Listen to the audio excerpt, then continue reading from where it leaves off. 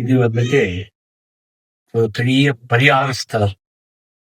அங்க வந்துட்டு ஈஸ்வரன், மகாகாளி, வாராகி பிரத்யட்சமா உட்கார்ந்து இருக்கிற இடம். இங்க பூஜை எல்லாம் ரொம்ப நல்லா நடக்குது.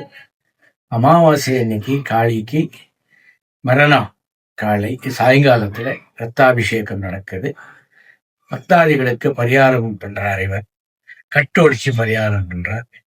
எனக்கும் 35 வருஷமா இருந்த ஒரு பெரிய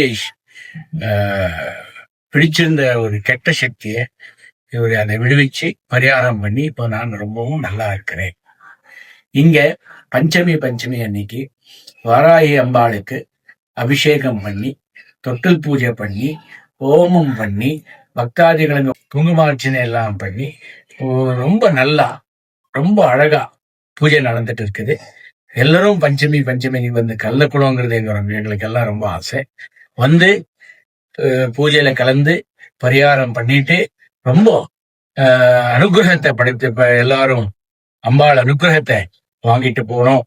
அம்பாள் அனுகிரகம் பண்ற நிலைமையில இருக்கிறதுனால அந்த பரிகார ஸ்தலம் அந்த பிரத்யட்சமா இந்த அம்பாள் இங்க இருக்கிறதுனால நீங்க எல்லாரும் வந்து கலந்துக்கிட்டு அமாவாசை இன்னைக்கு வந்து கட்டொடிச்சுக்கிட்டு பஞ்சமி அன்னைக்கு வாராகி பூஜையில கலந்துக்கிட்டு எல்லா சௌபாக்கியமும் எல்லா அனுகிரகமும் எல்லா கஷ்டமும் பரிகாரம் ஆகுது.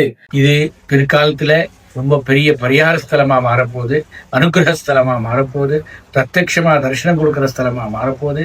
அப்புறம் இங்க 18 சித்தர்களும் குடிக்கொண்டிருக்கிறார்கள்.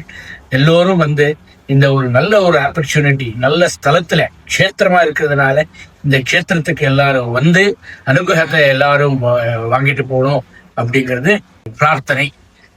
ஓம் சிவாய நமः.